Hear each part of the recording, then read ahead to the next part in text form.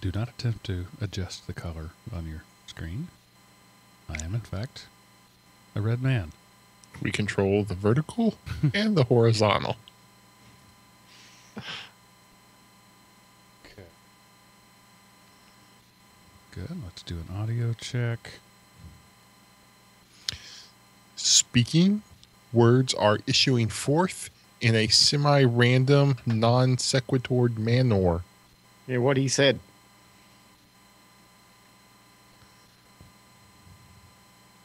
Good. Let's do an audio check. Speaking, words are issuing forth in a semi-random, non-sequitur manner. Yeah, what he said. All right. That'll do. I do sound louder, huh? Not to me. Ah, okay. Sounded the same to me. Weird. I can drop my gain on this. Hang on. Speaking, words are issuing. Let's see if that's any It's better. like we both sound louder than you do. I mean, You sound louder on the than audio, me? Okay. I don't know. Maybe it's just I haven't done this in a month, Mark. I'm just glad I remembered to bring my computer with me to the office. Do you have the Skype auto adjust settings turned? I bet that's what it is. You've got the auto volume adjust, and so it's going down and back up. See audio settings. No, that automatically adjusts is not checked for microphone or speaker. Yeah, me too. I'm not auto adjusting. All right. Well, I mean, that's not to say that unchecked does anything. right. You might So. need to recheck it, then uncheck it, then recheck, and then check, double check, then uncheck, then discount, double check. And then go into the registry and manually add a quit bleeping up, set Right. value at 1 for on, and then everything will work great. All right. Are we ready to do a show? Yeah, hold on. Recording devices activated? I Yeah. love that. Yeah, hold on. Yeah, I'm ready, except wait. Really? Okay, good to go here. Vocal anagrams being maintained. Maintained, archived. Yeah, not anagrams either. It should have been engrams. Engrams. Sorry. Yeah. Engrams, yes. They're being maintained by the computer processing unit. Sure. We'll go with that. As opposed to just issued, they're being issued and maintained. There. Okay. Starting to record. Here we go. Hello, everyone, and welcome to the GeekRant, episode 292. Did you miss us? Recorded July 2nd, 2017, and brought to you by Element OP Productions, elementop.com. Welcome back, ladies and gentlemen, to the only show on the internet where geeks rant. I am your host, Mark, sometimes known as the Sultan of the Soapbox Cockerel, and joining me this week, as always, are your two stalwart hosts, Seth, the Gooey Kid Anderson, and Miles, the Oxygeneer Wakeham. Hello, gentlemen. Hello, and I am not the hostess with the mostest, but I do try. It's So. Q3 Geeks. I am a little out of practice, as that intro illustrates. This is our first show back with you. We've been gone a month. You haven't missed a show at all. They have been shorter shows, but we made sure to make sure that you made sure that we made sure that we made sure that you didn't miss anything while we were away. But we are back, and we're glad to see you. Those of you watching on the video, do not attempt to adjust your sets. I am, in fact, this color. My family and I spent the day at a nearby lake, swimming and boating, and getting about as sunburned as humans can get. But in spite of all that, I am here with you because such is my dedication to the Element OP fans. And I'm glad all the mistakes are because you're Rusty, Mark, and has nothing to do with ours. Thanks for taking one for the team. That's right. It's all about me. I've always been more willing to take blame and less willing to take credit. That's true. So, Seth, do anything interesting over the last month? I mean, honestly, if I were going to honestly answer that question, I would say no. I haven't done anything interesting. But since I recognize that as a lead-in, I did watch Wonder Woman while we were gone. And I must say, I really enjoyed the movie. Couple of minor continuity problems from Batman v Superman, but they were minor. The movie was very, very enjoyable. I really enjoyed it. I think you need to see it. I don't know how it's going to tie into because it's much like Captain America, the First Avenger. It's like an origin story that only sort of vaguely tied into the universe they were building, but it actually, now that I think about it, it was a lot like Captain America. It was not only a little bit like it was exact scene for scene reshoot of Captain America: The First Avenger. Yeah, just about. I know, but I enjoyed it nonetheless. So, I was like, wait a minute. They're both set in, one was World War I, one was the other World War II. But it was a good movie. I really enjoyed it. The villain at least kept his accent throughout the movie, so there was that. Yeah. I saw it. I enjoyed it. It's a B- movie. C+, B-. It's not great, but compared to other recent DC offerings, B- is off the charts good. Seth, you were going to rebut. I could see it in your eyes. Well, I was going to say I can't give Gal Gadot anything lower than an A.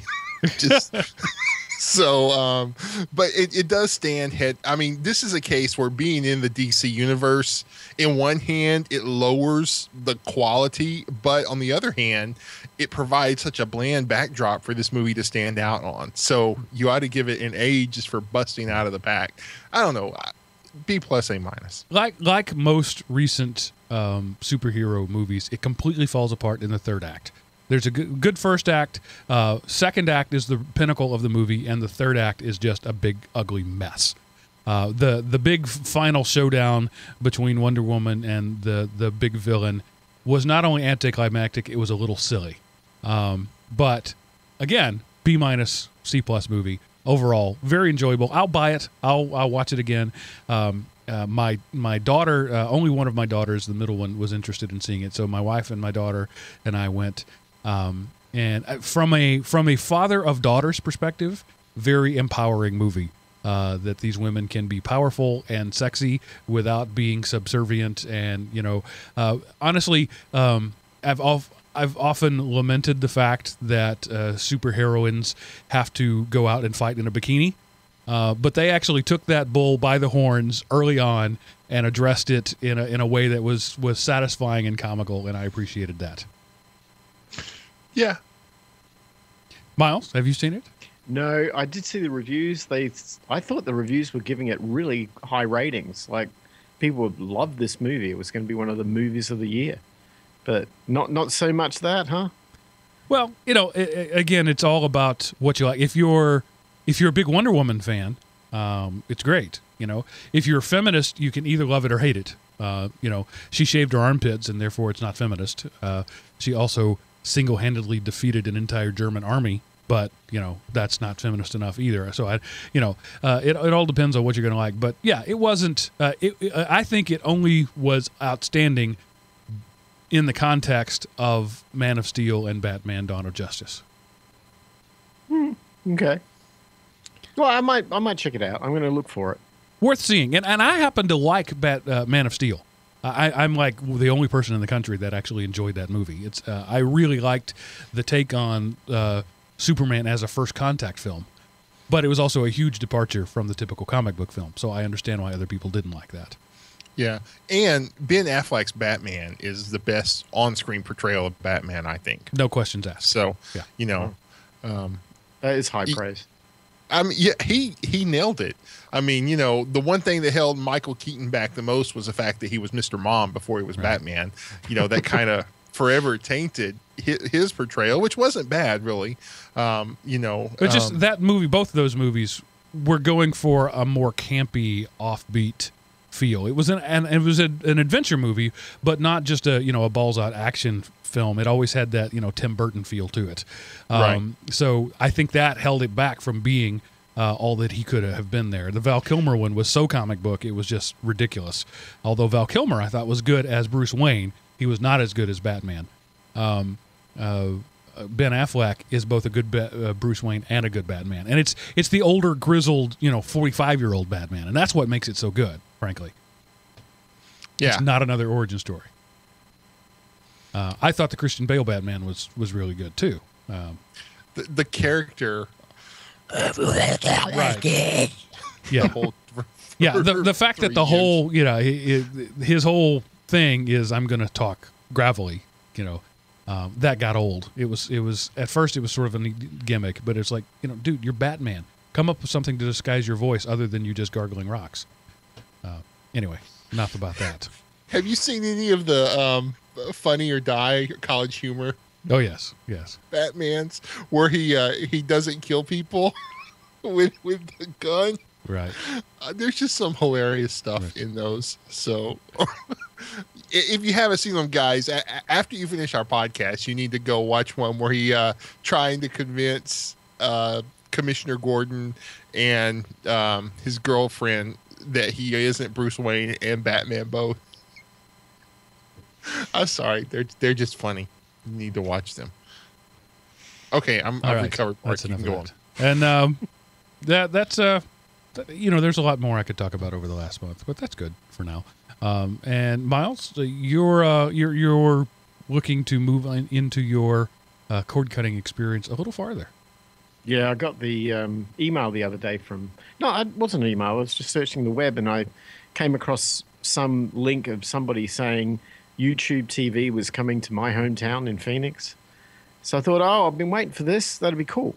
But, they haven't got the Android TV app for it yet. It's still on the Chromecast only, which is a real pity. But I was encouraged to find with a little further digging on on Google, that they are about to release the Android TV app for YouTube TV. So when that happens, then that completes my entire cord cutting journey, and I will be 100% cord cut. Google has been so schizophrenic about Android TV. I mean, one quarter they'll be pushing Android TV, and in another they'll completely ignore its existence. You can't buy an Android TV app that isn't running anything, like newer than Honeycomb. They're just all the devices are out there are running slow. Even the NVIDIA Shield, which is sort of the darling of Android TV, is running an older version of Android. It's not 7. I'm not even sure it's 6. And it's just so weird that it's Android, it's Google, it's TV, that it's stuff that they want to do. They had what was it? It was called the Google Q. Was that whatever it was, the round thing? Anyway, it was their TV there a couple of years ago that they made a big deal at their developer conference and then completely ignored it. Google's just weird about TV for some reason. Well, they've been weird about a lot of things over the years. Yeah, they've come out with stuff and dropped it 3 months later, and they do a big rah-rah and get us developers all hyped up about something and then dump it because it's no longer what they want to do. You're right. Schizophrenic's a good word for it.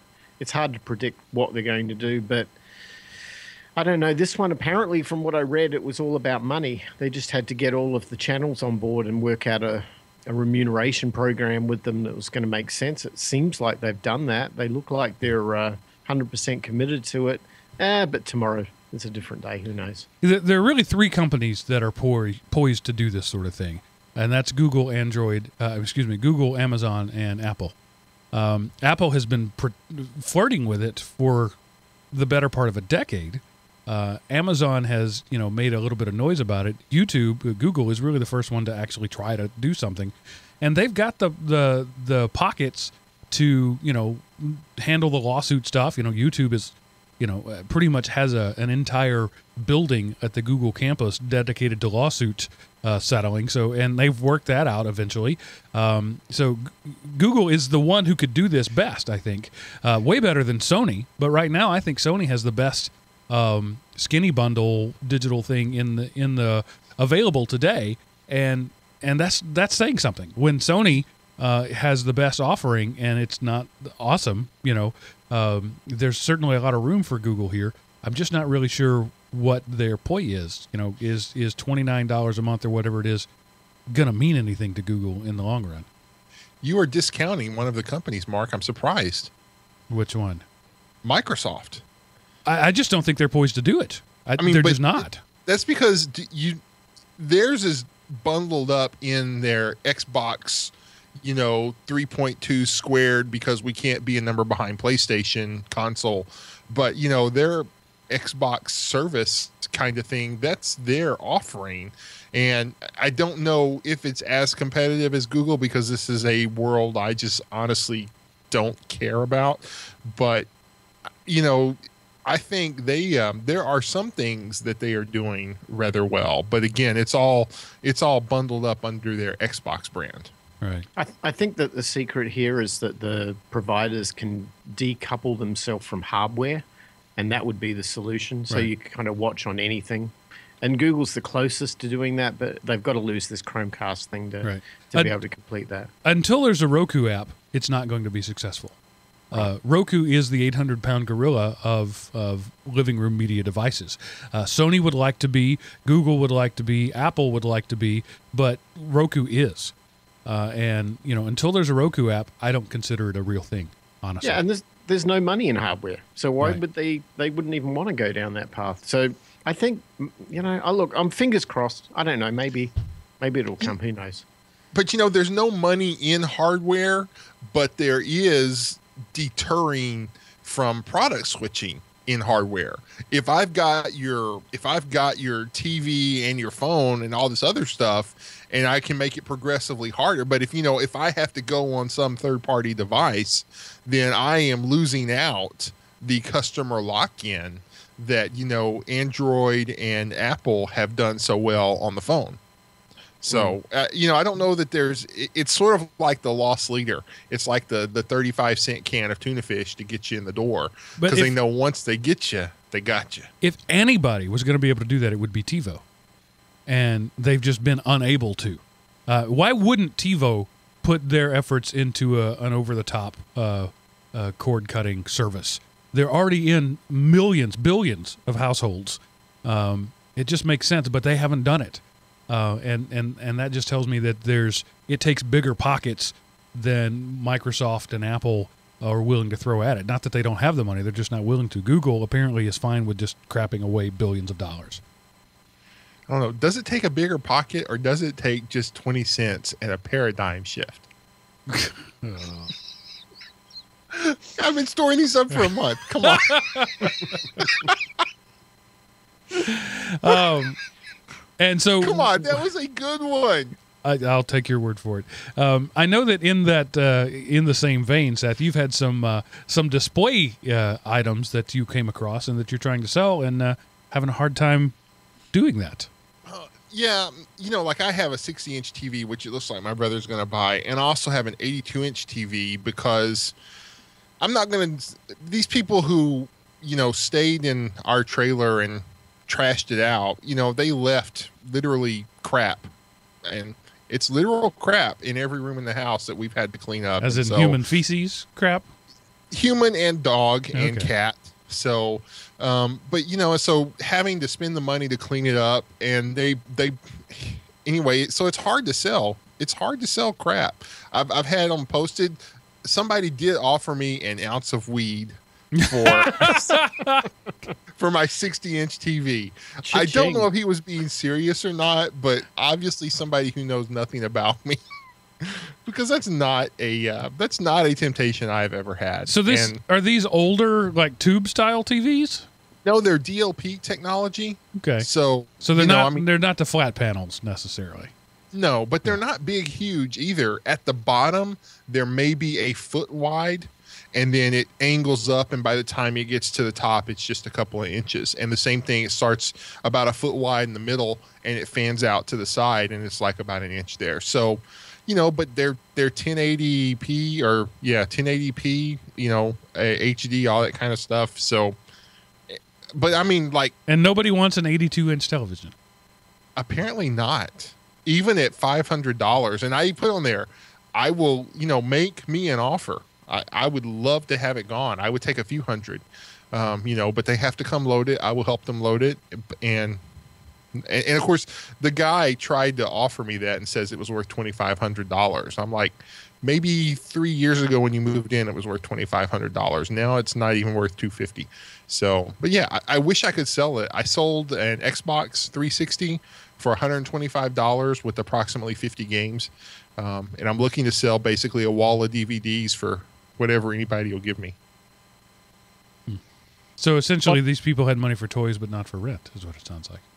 Pretty much. And then I threw them off because when I told them that, hey, no more grace next time you're out, they didn't believe me. And so they're out. And I told them, I own everything in this trailer. You own nothing. Don't talk to me unless you have money. So. Which under Texas law is perfectly legal. Because he sent me a text saying, I will be out by such and such date. And after that, you won't have to deal with it anymore. So I talked to our JP, and the JP said, since he voluntarily left, anything that's left, you can do whatever you want with. And I'm like, so basically I'm bagging it all up and throwing it in the dumpster. So fun times.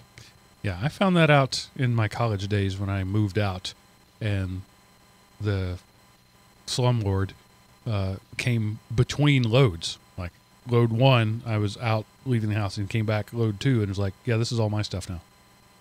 What? Really? I said, well, this was the day you were going to leave, and you left. You left the premises, so it's all my stuff. Wow, they have really strict laws about that in Arizona. Well, I went and checked on it, and it's like, yeah, you gave him a date, and you left the property. There's nothing you can do. Wow. And, of course, he's a giant Richard for doing that, but he was within the law to do it. Not that I had anything of any great value, so it didn't break my heart, but still, it was just a really... I mean, I wasn't behind him on rent or anything. I just told him I was leaving. I came to the end of my lease, and I left. And he seized my property. Yeah, no, this guy was already 10 days late. And the thing is, he came, I could tell he came because he got some mail. I had opened the door, and this was really nice of him. He left every single air conditioner, fan, and light on. And, for me, just to make sure I could see my way around if I ever went inside. But I had opened the door and stuck the mail in it. And then I came back. And so he showed up sometime during the night and took it, but didn't see fit to take a lot of clothes or any other personal effects. So just change weird the locks, people. man. Change the locks. I changed it, and I'm in the process of throwing stuff away. Fun times. Woohoo! So being a landlord, not all it's cracked up to be. Nope. I don't know how you do it, Miles. Hats off to you, man. Oh, it has its moments, mate. I mean, you know what it is? I got a really good attorney, and he wholesales business, so it's really very inexpensive to use him. And if you know how the law works, and you just provide everything verified to him, then you don't have to deal with any of it. But it took me years to get to the point where I worked all that out. Yeah. All right. There's a moral in there somewhere. Don't be a landlord unless you have a lawyer. Really? Well, maybe, we were trying to be nice to the guy. And, of course, he was all trying to act brokenhearted. And I finally shut him up when I said, we spent more on utilities in that trailer than you've ever paid me for rent. So shut up. You owe me money. But anyway, I could turn this into the, Seth is tired of being nice to people show. But I don't understand the mentality of a person. We've talked about this before. It's the difference between a broke person and a poor person. That is a total poor person mentality when you've got an 82-inch TV and an Xbox and you can't pay your bills. That's a broke person mentality. I mean, a poor person mentality. It's okay to be broke, just don't be poor. Yeah. Okay. Moving on along, we do have a little bit of feedback from our listening audience. T says, hey, Mark, Seth, and Miles, don't worry about pronouncing my name. Just call me T. I heard about your tree felling experience and wanted to show you guys this video. Please do not attempt anything you see in this video at home. I'm a regular listener from South Africa, and the video is from YouTube, but was taken in South Africa before being uploaded and shared. I didn't take the video, and I'm relieved I was not there when it went down. Keep up the good work, guys. Kind regards, T. And I want to say his name, but he told me not to, so I'm going to respect his wishes and not say his name. I Googled it, and there's like 74 different ways to pronounce this. You type how to pronounce. So surely one of those must be accurate. I could just go down the list and say an alt, but anyway. It's a YouTube video. I've actually seen it before.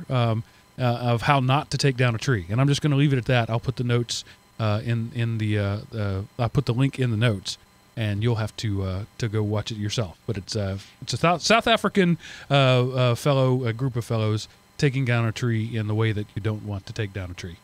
And I'll just leave it at that. Did either of you watch it before this moment?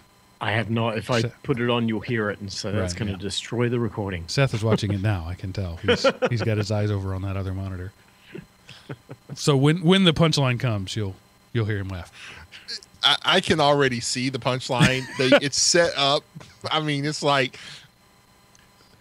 Yeah, see, when I see videos like that, when there's a clear establishing shot, when they pan across a scene and then come back, it says to me either this guy got super lucky or this was planned from the beginning. And this is one of those that feels like that to me. There is a clear establishing shot there, and then the action takes place, and then it just really seems to me like this was probably totally planned. But when you get to the end, you'll see. You'll start to wonder why somebody would plan that. And I need to pause here briefly because my computer is being weird because I forgot the proper procedures for not making it do that. So hold on. Oh, man. I didn't do my preemptive power cycle. Oh. This is... Wow. And my PC just rebooted itself. Just... flat out, for no apparent reason, rebooted itself. So much for this recording. Let me make a note that at 24 minutes into my backup recording is when I have to cut out everything I'm saying here. Okay, I'm just going to call BS on that video. I can watch it now. Yeah.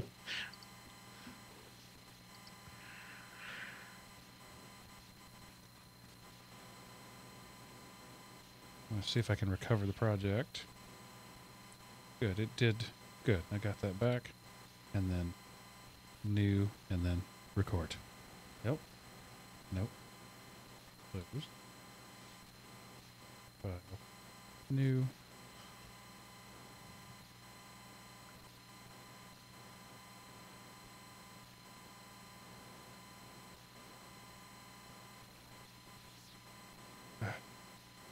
They're heavy, those trees.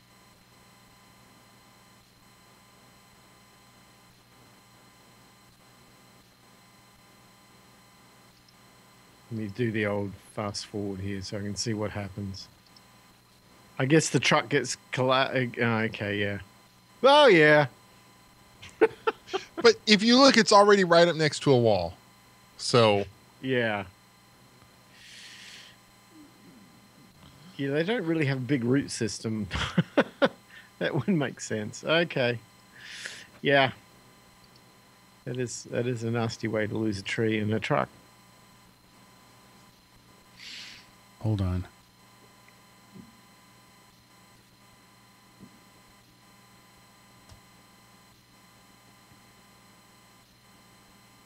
Everything has just gone completely haywire.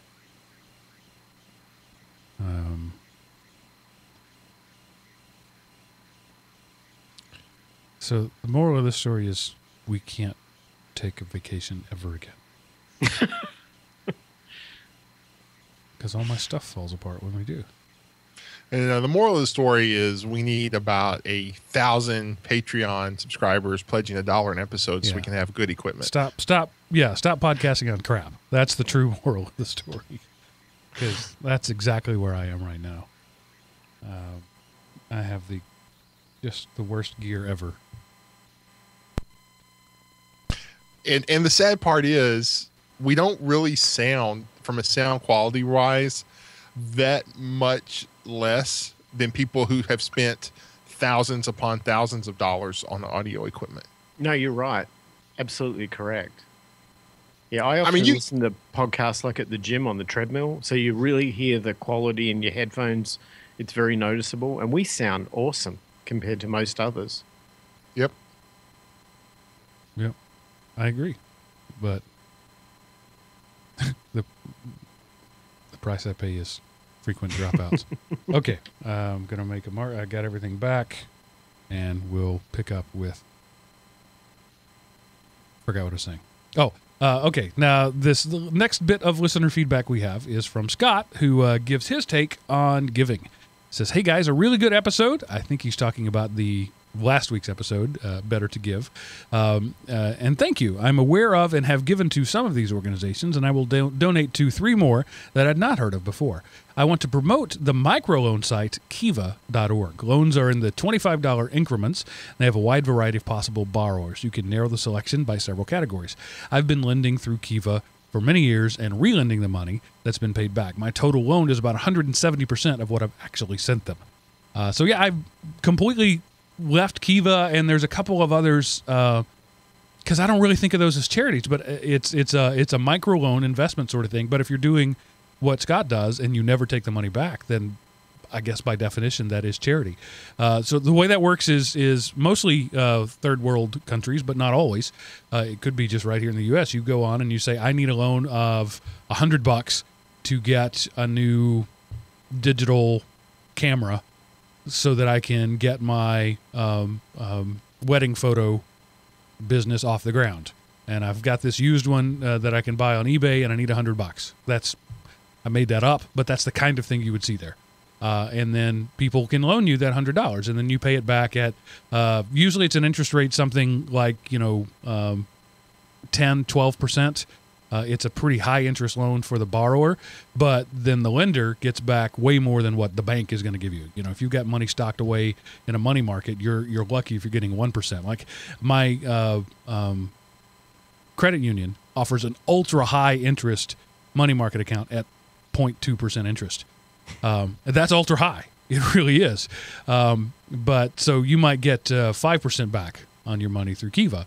And the middle of the ground there is how Kiva makes their profit. So it's like a 10% loan for the individual. You get a 5% return. They eat the other 5%. But it's a cross between lending and giving. I thought Kiva was the one that was like really there was almost no interest, and that set it apart from the other ones. Maybe it is. I know that I'm sort of running that whole industry through a single filter right now. Kiva may be different, and I would have to check it out. But Scott apparently has been doing it for a while and considers it a charity, and I like that idea. It's helping those who help themselves kind of thing. Yeah, I like the recycling of the money through it. That sounds really good. Right. And it is a 501c3. So okay, so they're not making any money. They're obviously taking some amount of money because there's operating costs, but they're not profiting from it.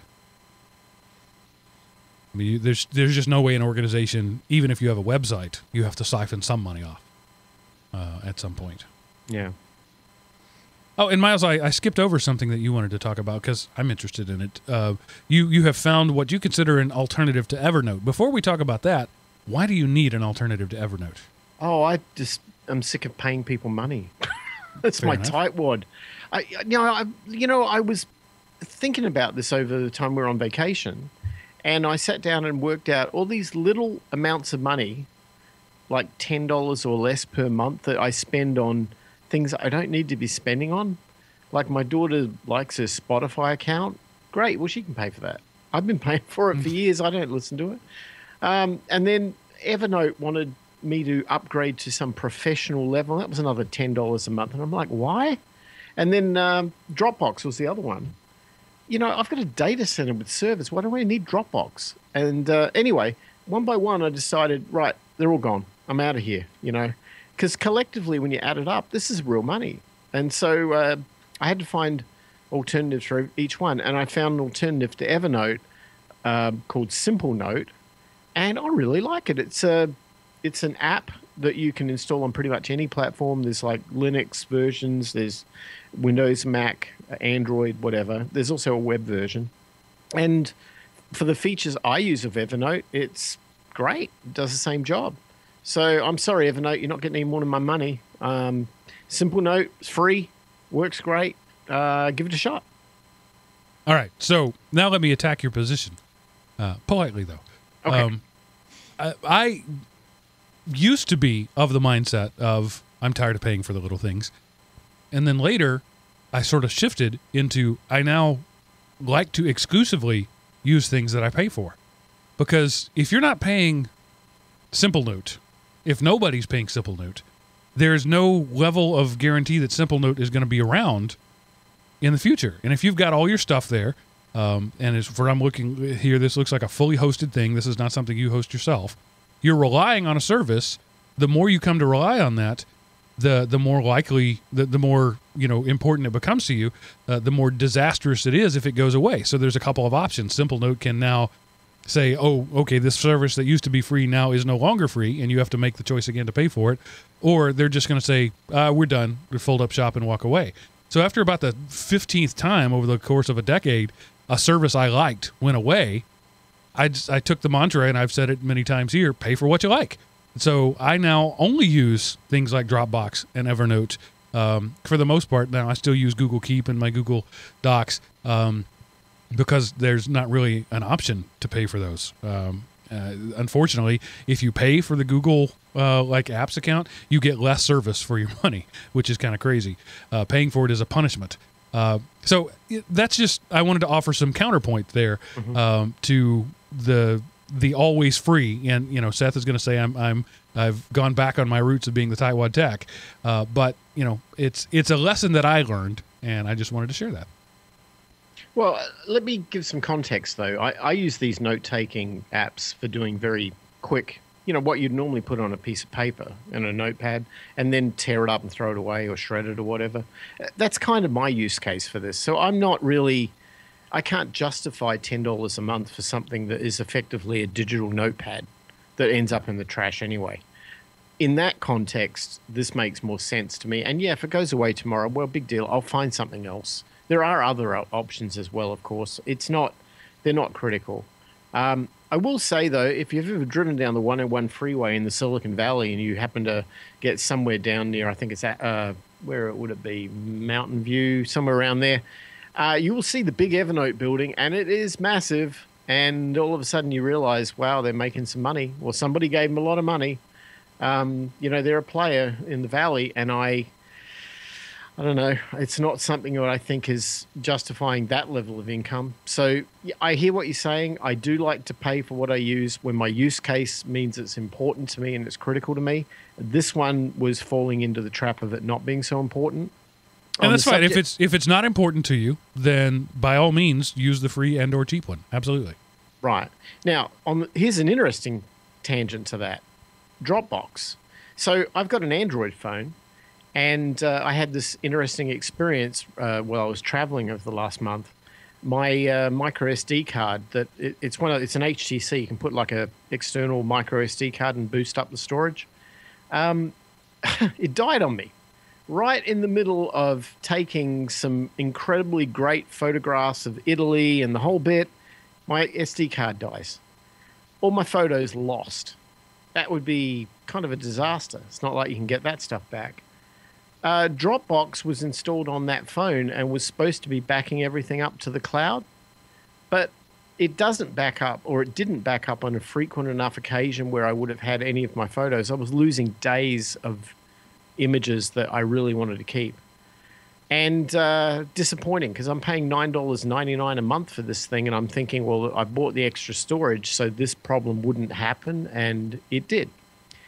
Well, I was feeling, pretty depressed for like an hour or so, and then I realized, unbeknownst to me, Google Photos, which used to be Picasa, and they've gone through different versions, that was installed on my phone, and guess what? It was backing everything up to the Google Cloud every minute or so. I went on Google Photos after I realized it was installed and tried it, and there they all are. Every single image I took was sitting there in Google Photos. And Google Photos didn't cost me a thing.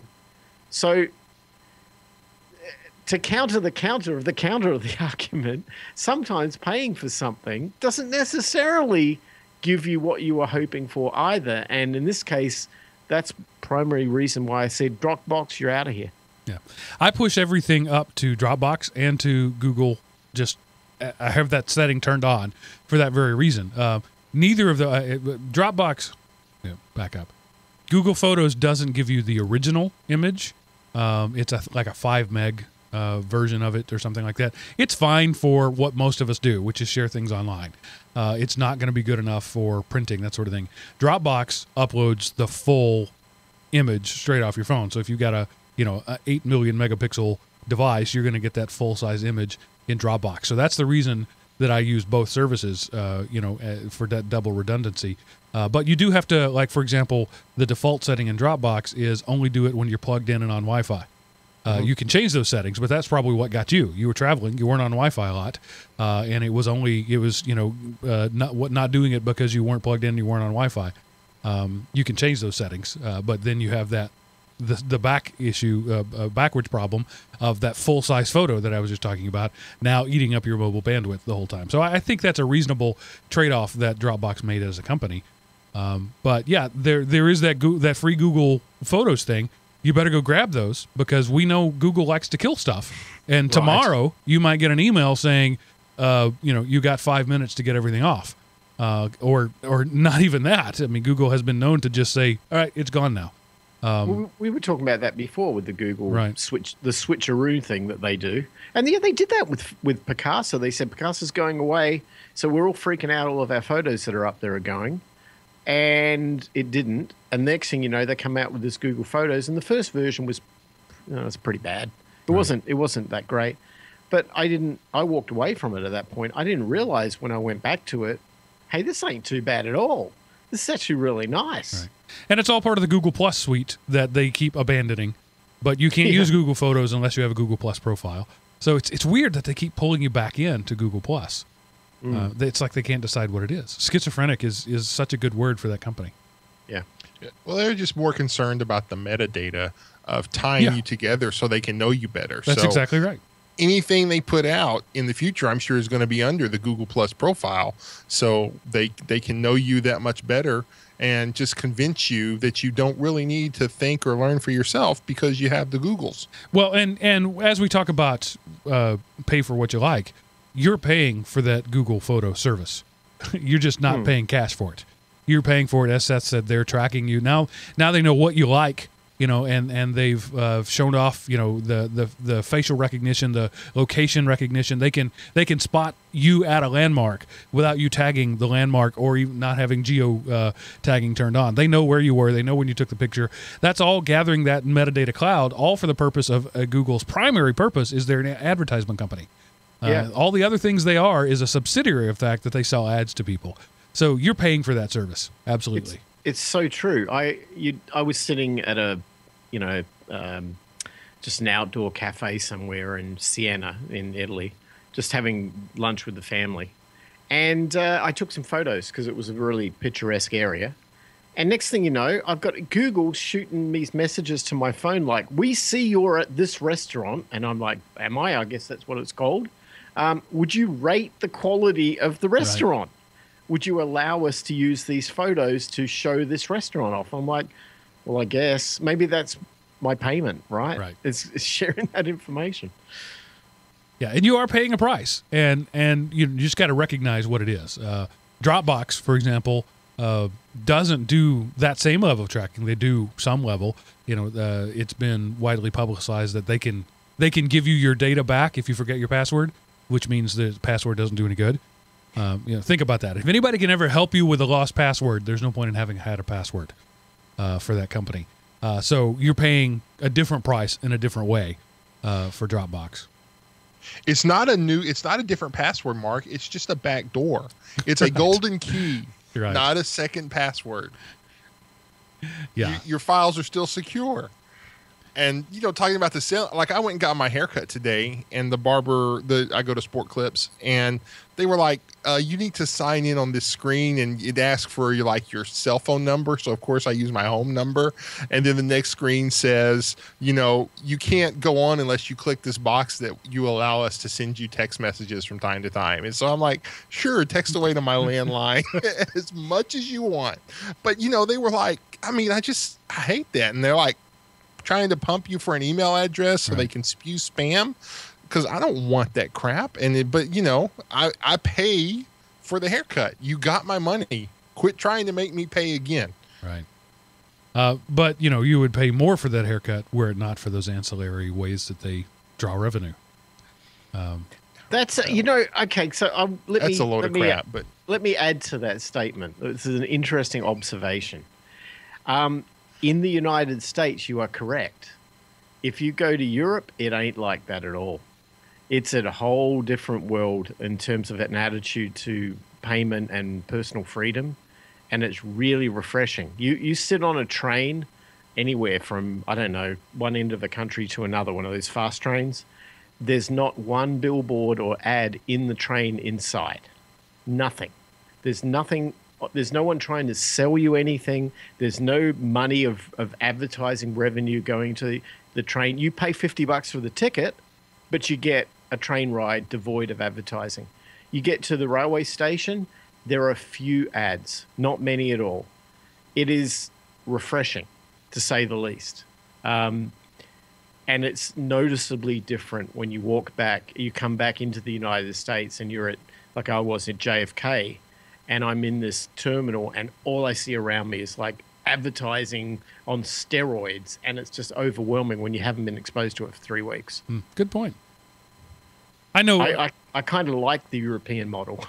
Early on when we were doing ads for the Linux Academy, I asked Anthony, are you seeing people use our code or whatever? And he said, well, all I know is that I get more traffic when I pay for an ad on your show. And so that was enough metric for him.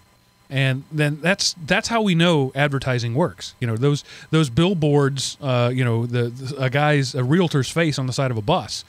We know that works, not because it's been tracked or whatever, but because of anecdotal evidence. When that guy puts his face on the side of a bus, he gets more phone calls. And so what they've been trying to do in this country for, the last 3 decades really, is to quantize that.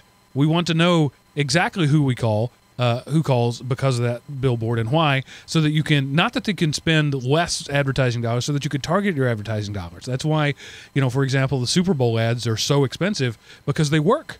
And they know that, at any point in time, a third of the country is looking at that screen for those few hours on that one day. So that it's a good time which you're going to get an audience there. And that's why Google's targeted ads and other people's targeted ads, they want to know where to spend the dollar.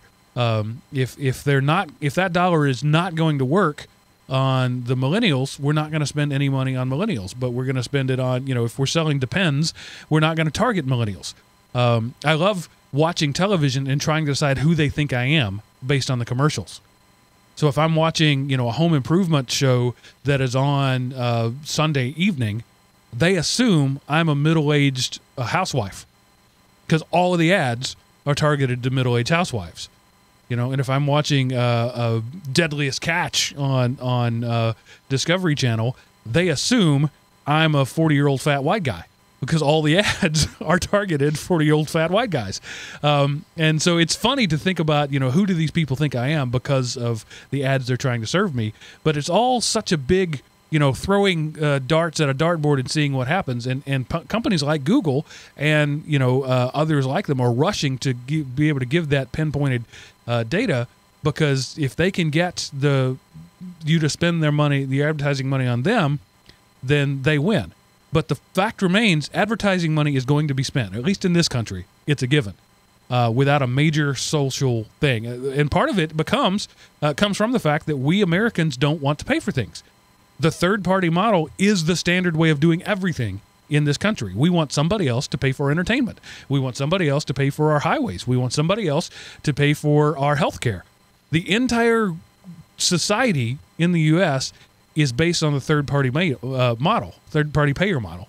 In Europe, that is a very different thing. And so what you're seeing is the social outcropping of the fact that they have a very different model of paying for things. In Europe, there are two people that pay for things, you or the government. So let me tell you one observation that comes to mind that plays to your point. We had to fly from Munich airport back to JFK. Let me explain those two airports if you've never been to them before. Munich is an airport you could eat off the floor. It is so clean. It is unbelievably well designed. It is absolutely beautiful. And waiting for a plane is a life experience in that airport. In the middle of the with the gate and the terminal we were at, from what you've got, like on one side of the terminal, you have some gates to airplanes, and on the other side, you have others. And in the middle, they've kind of hollowed out that area, and they give everybody in the terminal a lounge. And I'm talking like the sort of lounge you get when you're on one of those expensive, you know, the Emirates lounge or the Delta lounge or whatever. You go in, they give you almost a chair you can sleep on. They give you the best Wi-Fi I've ever had in an airport. They give you free everything. They even have sleep cabs that you can buy by the hour. You can pay to go and have a sleep in this little lounge area that's free for everybody to use.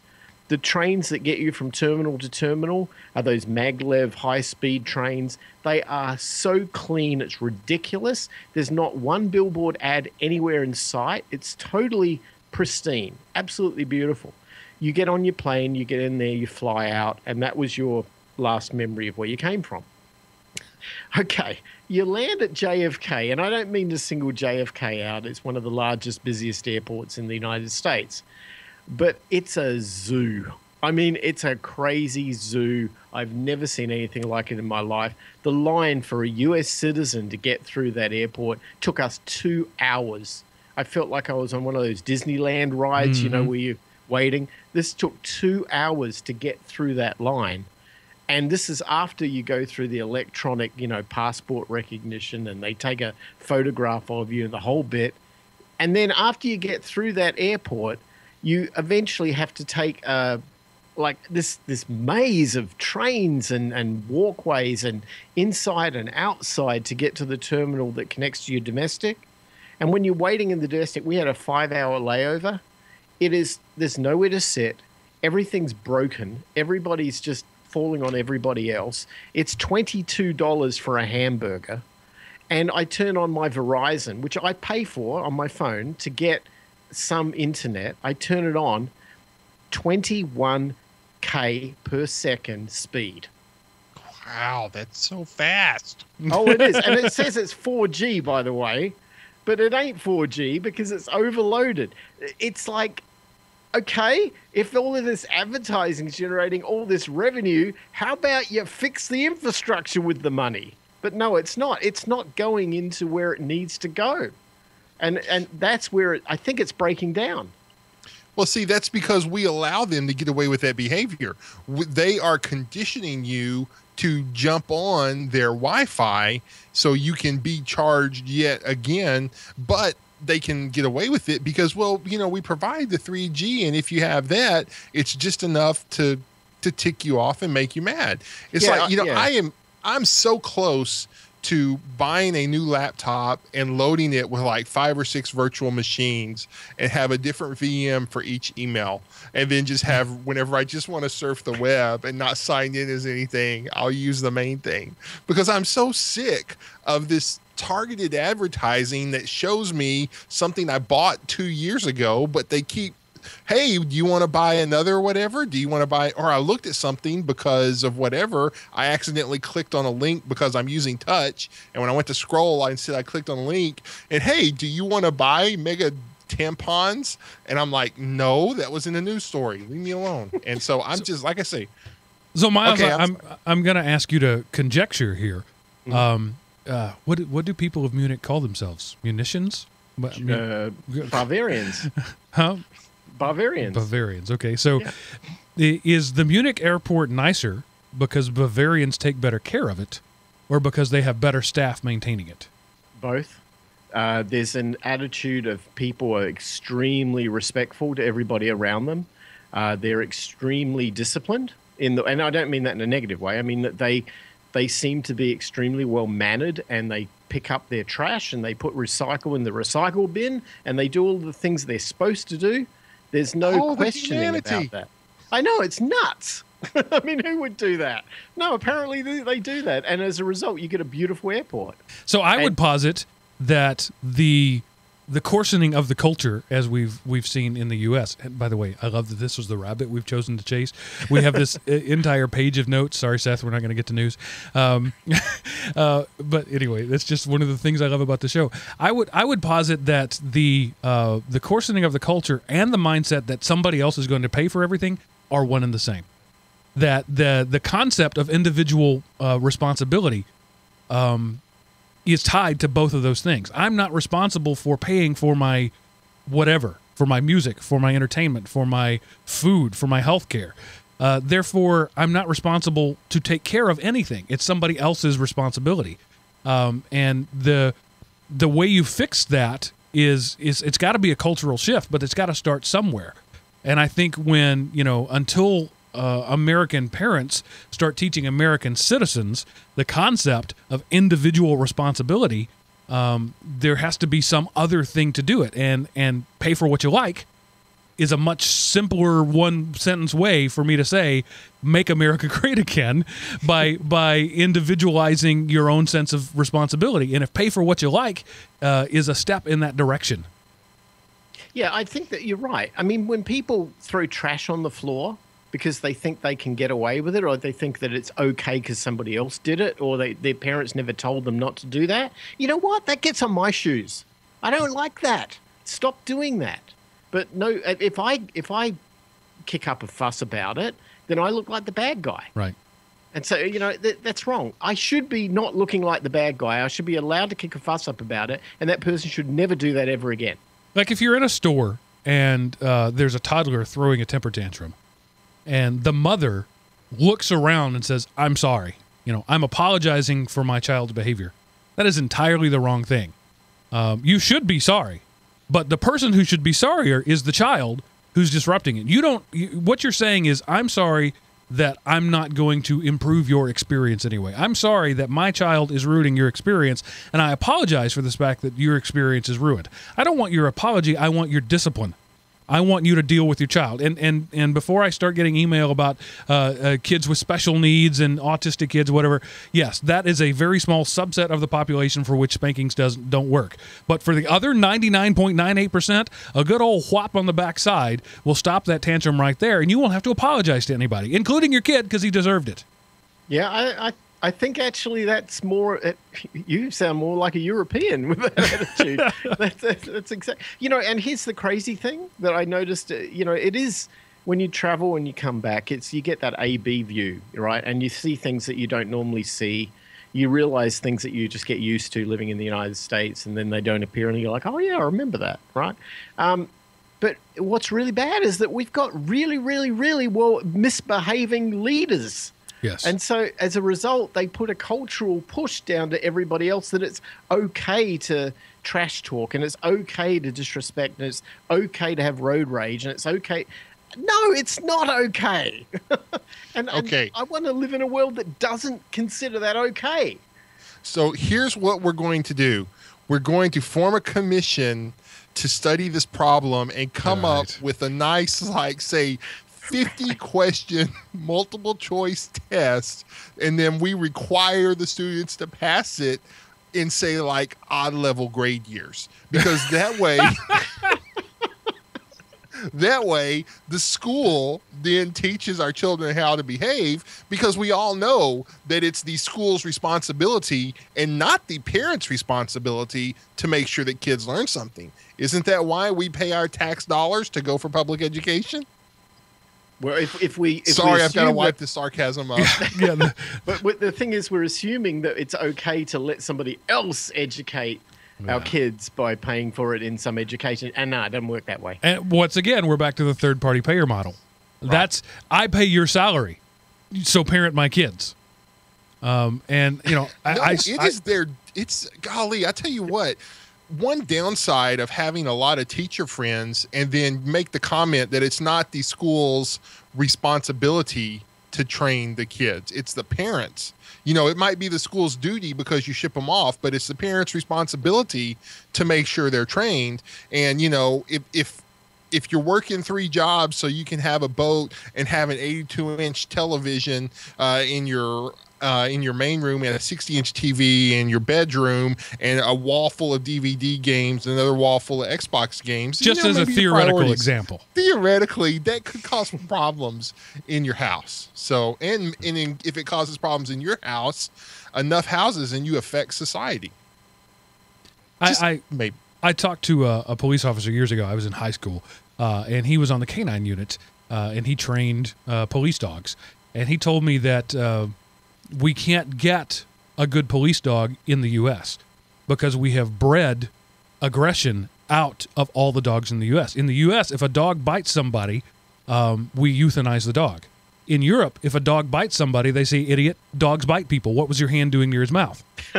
And so they have to go to Germany, Belgium. They have to go to those places to find a breed of animal that hasn't been euthanized for being an animal. And I hadn't made that connection until just now, but that's exactly what we're doing in this country. We shout down anybody who has, any concept of personal responsibility. And, in a sense, we socialistically euthanize that strain. And so we're getting what we deserve. Yeah, you're right. You're right. And here's the thing. We also love using 20-word or less catchphrases for everything, sometimes even less than that. There's 140 characters, or it's not true. There you go, 140 characters, right? If the concept of what we call political correctness has gotten to the point where it's just a joke and nobody really but the problem is that it's not a pendulum that swings from one extreme to the other. It's not like political correctness is really bad, so let's all be politically incorrect. No, let's be real people and be nice to each other, and let's have some empathy with somebody else's position. But at the same time, let's not devalue our own position in doing that. Otherwise, we have nothing to talk about. One thing we should not expect is that people be adults and learn to just keep their mouth shut when somebody says something they don't agree with. Who would want a world where a fat person could endure being called fat without feigning and posting a blog ranting about how mistreated they were in the world? So, fat person, if you're fat, it's because you go to Krispy Kreme rather than the gym. And yes, I know for 0.075%, it's a chemical imbalance. But for everybody else, quit drinking diet sodas and going to Krispy Kreme and supersizing your Big Mac meal, and then you wouldn't be fat. What's funny? And I'm fat. I mean, this is a fat person saying this, so shut up with your social shaming. And listen, okay. I'm not skinny at all, but I'm sitting at this table in Rome, and a waiter comes up to us. We ordered food, like spaghetti or whatever. And then it comes around and says, "Would you like dessert?" And of course, my wife wants to have some gelato or something. And so she's there, and we get to the dessert menu, and he gives it to me, and I said, "Oh, I'll probably have some cheesecake." And he looks at me and he goes, "No, you're too fat." I'm like, seriously? Okay, dude. But he was having a joke, and it was funny. I didn't have any problem with that. But that's awesome. That's the Italian way, Go up to a commissioned retail salesperson and say, "Hey, where's your fat people section?" And they go, "Big and tall." I said, "No, I'm not going to buy anything unless you call it fat people section." And then they're like, "You can't say fat because that's offensive, but you want to make money, and I'll walk out if you say big and tall." And of course, no, I would never do. That's exactly, I think, what I'm going to start doing all the time now. Funny. Yeah, and if you have that, we've transitioned again. Excellent pivot there. If you have that self-aware attitude, people tell you, don't say stuff like I'll call myself a fat old guy, and somebody sitting next to me, will immediately jump to the political correct thing and say, "You're not fat." Okay, look, there are a lot of things you can say about me, but I'm not fat just isn't on that list. And let's just be honest here. And it's like okay, I'm a racist. Let's just go ahead and get this out in the open. I was sitting in a room with 14 people. The average distribution was something like 7 whites, 2 Indians, 1 Hispanic, and 1 black. It was something like that. and somebody was trying to point out to me the black woman in every other possible term, with the scarf, with the blue. She's kind of tall and she's got shoes on, and was trying to use every description possible other than the black woman. That woman over there who happens to have dark skin. That's the one I'm talking about. And so once I finally realized who they were talking about, I said, "The black lady?" And it was like, "Shh. I'm sorry. Is it a secret? Does she not know she's black? Are we not allowed to say that?" And it's just, that is that political correct mindset. It's so ridiculous that you can't refer to, there's lots of descriptions you can use about me. White guy with a beard probably is not the most effective one, because you're going to hit a fairly large percentage, particularly among millennials these days. But, really tall guy, that's going to narrow it down. Really fat guy, that's going to narrow it down. These are perfectly appropriate descriptions that we're not allowed to use anymore because political correctness has run amok, and because, going back to my original point, we're not willing to take personal responsibility for the fact. If you call me fat, you must be indicating that in somehow, I'm responsible for my physical appearance. Guess what? I am. But it's not okay to say that. Yeah, if I weigh more than you and your wife, you can call me fat. It's okay. If I don't want to be fat, I know what to do. I simply really don't care about doing it right now. And, don't you? I mean, I wish I could work out the same way I wish I could get a job. It's great, but you got to do something. So since I'm not doing anything, I'm obviously okay with being fat. And, sometimes that little bit of body shaming for people, calling you fat, is enough to make me want to do something about it, change my fatness, not change the way they call it. Yeah. You calling me horizontally challenged or whatever, that just makes me want to go to Texas Day Brazil just to get fatter to see what else she'll say next. I mean, you're challenging me to increase my horizontal, whatever you want to call it, Well, we geeks like science and we like math because it's an honest thing that's hard to dispute. Math certainly is hard to dispute, right? You can't argue math. Well, I'm in Rome at the Sheraton Hotel. We have one of those Star Wars membership things, and it entitles us to go and hang in the club lounge. So we decided to go up there because it's free food, and I'm a cheapskate. So we're up there having and my wife and daughter were in there, and I must have gone back to the hotel room or something, and I came back, and they're talking to this lady who was from Southern California. And, you hear the accent, and you're like, oh, someone from our neck of the woods. So she's literally talking to my wife, and she's got this, look of shock on her face. And I came in, and I was overhearing what they were talking about. And apparently what had happened was that they went to the Colosseum in Rome, which is what tourists do, and you walk around the Colosseum, right, and you see it. Apparently she's there, and right in front of her, some guy drops dead of a heart attack. And right in front of her. And then they bring out a sheet, and they put the sheet over the guy, and then eventually they bring a stretcher and they take him away because he's dead. And what she said was he was 500 pounds, walking around the Colosseum. It's hot, had a heart attack, dead. And I'm listening to this and I'm going, okay, I guess we can't throw political correctness at this one, can we? Because the guy's dead, and that was why. Good point. So, I mean, it's not. It's a bit of it drops out the humor factor in this whole conversation, but it's like math. 2 + 2 = 4, and no, I'm sorry, it doesn't equal 5, and I don't care how you skew it. It's not 5, it's 4. And what about extremely large values of 2? Well, we'll go with integers here, right? Anyway, what I'm saying is that, a fact is a fact is a fact, and it's not about correctness and how you deliver the message. It is the fact that is also most important. And again, maybe that's a European thing too. It's more about the fact and less about the delivery. Anyway, I had to add that in. Yeah.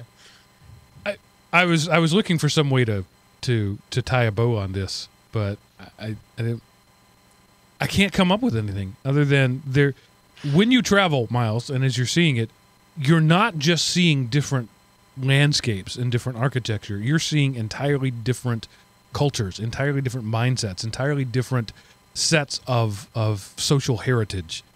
And I think one of the things that we could probably all benefit from is a little more of that. Mm-hmm. Move from one place to another. Maybe you can't afford to be sitting in the Munich airport or in a cafe in Paris, but you could certainly afford to, read a book, invest in some literature written by a European, a Parisian, a German. These things will expand your understandings of not only other cultures, but maybe of your own cultures. And some of the best ways to see what's wrong with your own culture is to understand another culture. Yeah, it's true. You have to have a wide point of perspective that comes from so many different cultural places. There are over 200 member states in the United Nations. We're one of them. There's another 199 or more that are not the United States that we can go and visit. We've got the wonderful world of transportation and technology available to us, even if it means getting in a car and going to Mexico or go to Canada or whatever. It's not that hard, but just getting that exposure to how other people think and how other people act and how their culture works. And then you come back and you go, I can see some value in that, or I don't agree with that. Or at least when somebody says to me, topic A, they talk about something, my frame of reference is wider because I can see that frame of reference from different cultural angles that I was not aware of before. And that alone is the main reason why I spend so much of my time traveling. And there's so much of the world I haven't seen, and I want to see it. And I know, obviously, we've got listeners from South Africa and all over Europe and so on who have their take on it, and possibly our take on issues that we see are of interest to them because they're not hearing it from their local area. They're hearing it from, a bunch of American guys. And that's great. So everyone wins. But yeah, you need width as much as you need focus and depth on a topic. You need to have perspective that comes from width, and most of that comes from travel. Yeah. No, I mean, I totally agree, because as you travel, you realize that a lot of the truth is bound up in your culture, and then you intermingle your culture with truth, and then you realize, wait a minute, why do I believe that? I thought it was true, but the only reason it's true is because I'm living in the southern United States, and then it kind of helps you understand what is truly true, what's universal truth versus cultural norm. And if you don't have any experience to a different culture, you'll never know that. Right. Seth, one of the statements you just said there is something that I say 100 times a week around my house. You said, why do I believe that? If I never teach my children another thing, I want them to be able to answer that question about everything.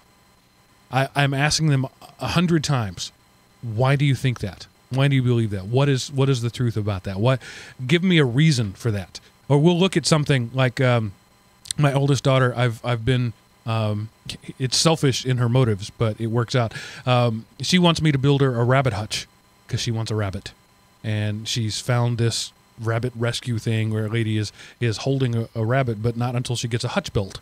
And I'm like, okay, I'm happy to do this, but I've got this kitchen island that I've been working on for your mom for, probably not working on. It's been taking up space in my shop for a long time, and I've already missed Mother's Day. Her birthday is coming up next week. I need to get this finished. If you will help me with this, then I'll work on your rabbit hutch for you, and we'll get it done. So she's been in the shop with me, and it's been awesome. I've been getting to spend some time with my daughter, and we're actually getting some work done. But every step of the way, I'm asking her, I'm trying to teach her about the tools and about the techniques, but I don't just tell her what, I ask her why. Like, for example, my table saw, like many table saws, it has a switch that you have to pull up to turn on and not push down. And I ask her, can you think of why the switch would have to pull up to turn on? Almost everything else, you would push down or you'd push a button. And she thought about it for a minute. She said, so you can't hit it accidentally and turn it on? Bingo. It takes an intentional act to pull a switch up. An accident could push a switch down. So it took her a while to come up with that, but I have trained her to think about these things. Today when we were out on the lake, I asked her to think about the design of the boat. And why do you think it's designed like that? And she'll come up with something. Sometimes it's right, sometimes it's not. But I try to lead her in that direction. And when we're having discussions about what we believe as a family, what we think about culture, about religion, about language, about food, anything, I always try to ask all of them, why do you think that? Tell me why. Yeah, whatever that statement is you just said, I'm not disputing it. I want you to be able to tell me why. And so many people, not just in America, in the world, can't give you the why. They just, somebody told me and I accepted it. And when the world understands the why, the world will be a better place. End of sentence. Mm-hmm. Well said. Very well said. So you, the listener, ask yourself, do you understand the why? Politically speaking, generally, those on the right side of things can tell you the why when those on the left side can't. And I would have said that was true all the way up until Trump was elected. But now when I talk with my friends on the right, they no longer can tell you the why. When I ask about the why of, for example, voting for Trump, they tell me what a terrible person Hillary is. Oh, so that was a Freudian slip. What a terrible person Hillary is. No, that's not the why. And it's been interesting for me over the last decade, really less than that, to watch that shift go. It's not like one side suddenly can tell you the why and the other side can't. It's like everybody's lost the ability to tell me the why. And you end up getting what we had in this last election because nobody knows the why. Here's the thing. The world is not Boolean. The world is not true or false. The world is not black or white. The world is not right or left. The world is multicolored and multidimensional. And at the end of the day, if you only believe that it's your side or it's the other side that's right or wrong, then you are missing out on everything by myopically just looking at one focal point. And it's very important for people to realize that. Mark, you seem to, everyone can have a preference, right? We can have a preference towards conservatism or a preference towards liberalism or a preference towards anarchy or whatever it might be. But that doesn't mean that your preference is the answer to every single problem in the world, just as a hammer does not solve every problem in a workshop. Right. It'll solve most of them, though. One need only two tools in life. WD-40 to make things go and duct tape to make them stop. Yeah. The Soft Rep radio or podcast, their tagline to beginning is brute force. If it doesn't work, you're not using it enough. That's awesome. And I was like, I love that. That's the best show ever. Oh, wow. What a great discussion, guys. I've missed this. This is why I do this show. Honestly, after a week of, a month, 4 weeks, of not doing this, I didn't miss it.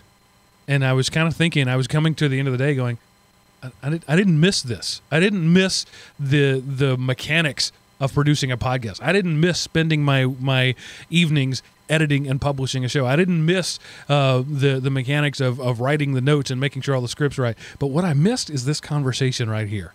And that's why I do this. And I hope that you, the listener, that's why you come here every week, and I hope that's what you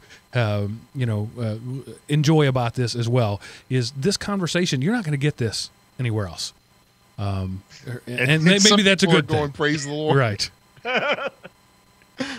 So thank you guys for reminding me what I missed. When I went away for a while, I forgot, and I forgot my why. So Seth, tell us what happened this week in history. All righty. So this week in history, July 4th, 1956, MIT's Whirlwind computer, and I went back and searched, and Whirlwind must have been a super awesome computer because this is like the fourth or fifth thing about it that showed up in our this week in history. But the Whirlwind allows keyboard input to the machine. Direct keyboard input on computers debuted on MIT's Whirlwind, which had been completed 5 years earlier. The now common method of input was revolutionary at the time when programmers offered instructions to machines by inserting punched cards and changing dials and switches.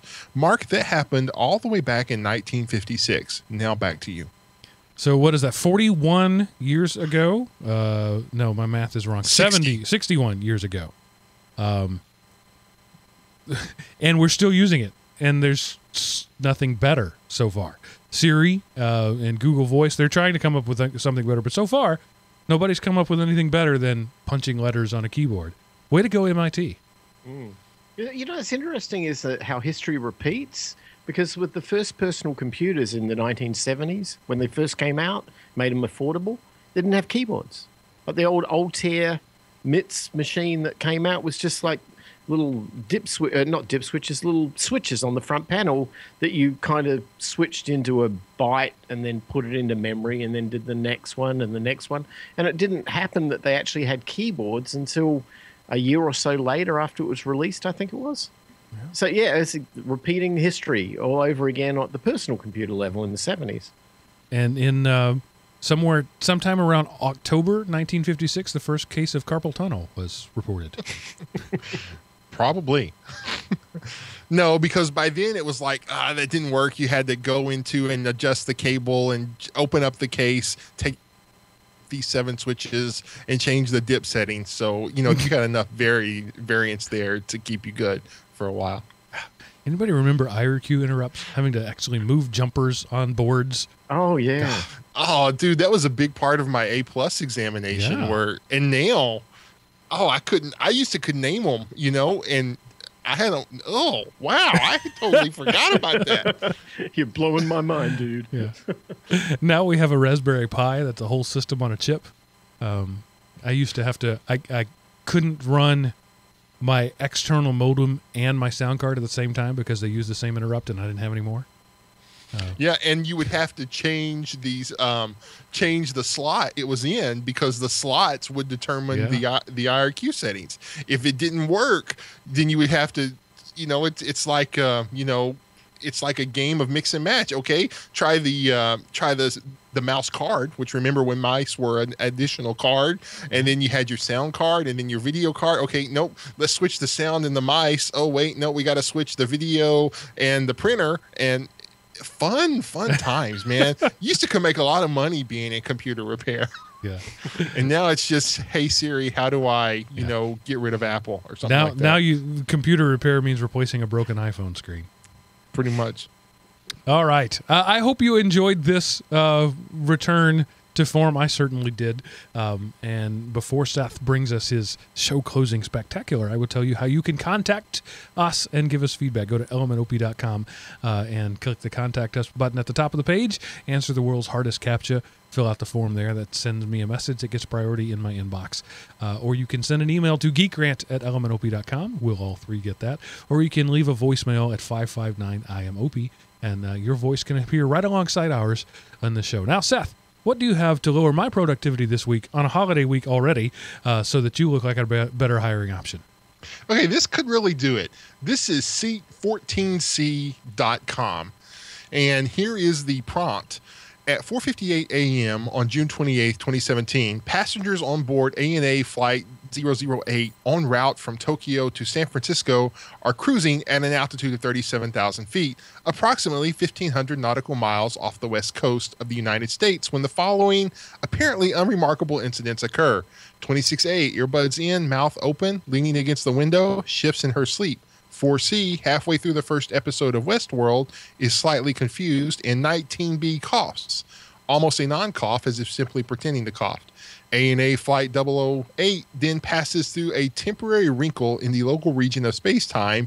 Experienced inside the cabin has a barely perceptible bout of turbulence. Beverage services continues uninterrupted. The in-flight movie glitches, then resumes. As the Boeing 777 descends through the clouds for its approach into San Francisco Airport, only a few of the passengers suspect they have arrived at the wrong destination, which is incorrect. Sort of. They have arrived at San Francisco International Airport on June 28, 2037. The wrinkle has transported them 20 years into the future. And so you go to this website, there are these different seats you can click on, and some of them are open. It's kind of like a contest to write science fiction short stories about time travel. And I've only read a couple of them, but they're kind of interesting takes on what happens if you suddenly find yourself 20 years into the future. One, what does the future look like? How do you deal with it? It's kind of just like up to the writer on what aspect they want to address. But you can read those short stories and,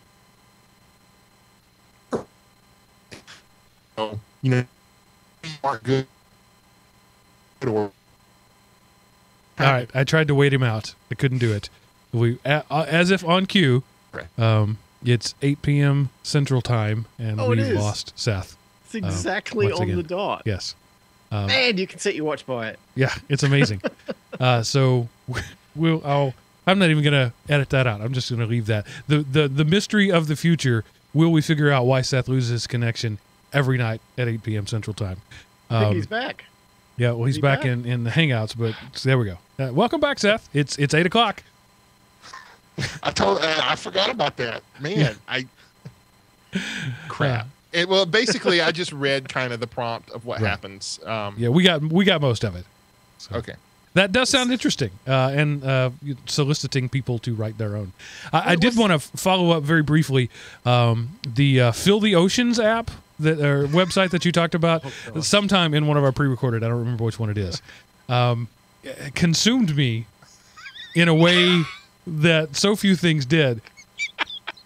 And so, I got tired of just letting it run, right? Because you can click and speed things up. Right. Like I think every click is something like 5% of what you're getting per second. And so I'm not proud of this. But in my spare time one afternoon, I wrote a computer script that clicks that stupid drop 20 times per second. And I let it run 24/7, clicking that drop 20 times per second. I have filled the Earth, and now I filled the alien ocean, and now my goal is to max out all the upgrades. I'm at like 445 of 447 or something like that, and I'm actually spending more money on upgrades than more drops than it would take to fill the ocean. But dang it, I'm going to do it.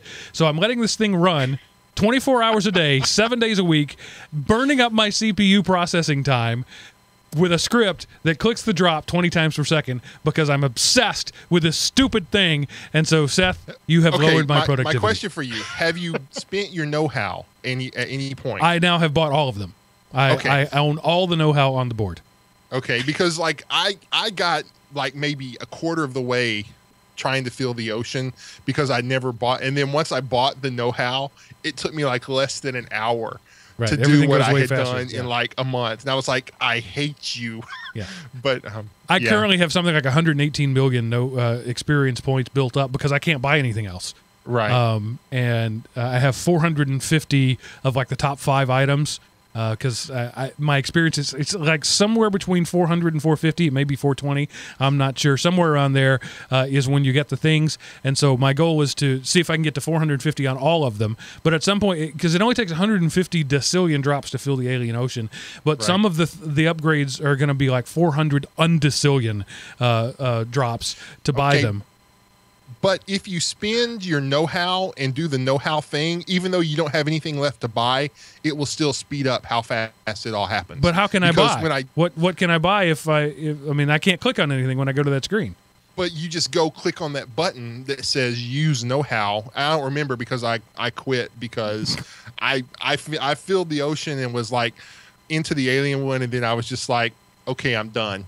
And I haven't looked at it since. But you can go in and then use your experience, and it changes your experience back down to 0, and then it'll take you like in no time to get back to where you were. So, yes, but hey, just too bad you didn't do it at work. That's right.